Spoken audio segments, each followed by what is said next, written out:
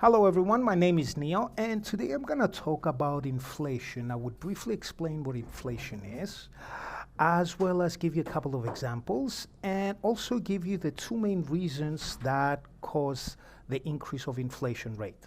So, first and foremost, what is inflation? Quite simply, inflation is or occurs when the price of goods and services increase or when there is a decline or decrease of buying power. In other words, when with the same amount of money, you buy less than before.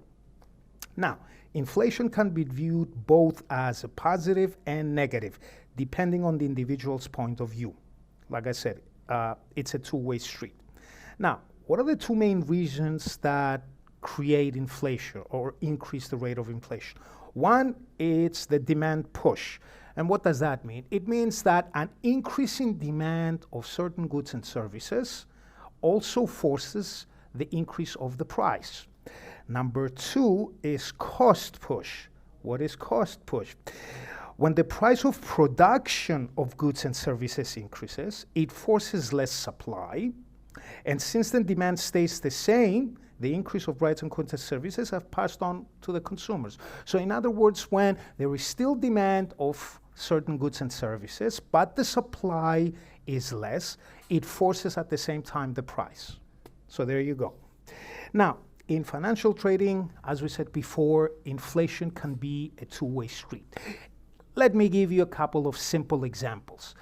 Let's assume that the price of a low-end share, like a cheap share, previously you were able to acquire it. Now, let's say you did, and then the inflation rises.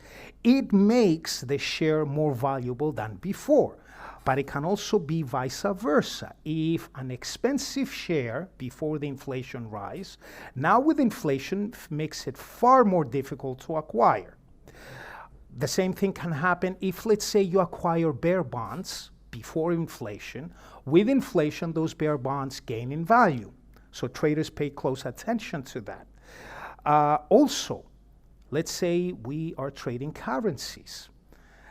The inflation level can affect currencies. If it makes a currency less in buying power or stronger in buying power, traders would pay attention to the exchange rate and within the level of imports and exports as well. So let me give you another example. Let's say that you as a consumer or individual, you buy a specific wine, let's say, from a foreign country. And let's say with the price of $10, as an example, you are able to acquire 2 bottles of wine.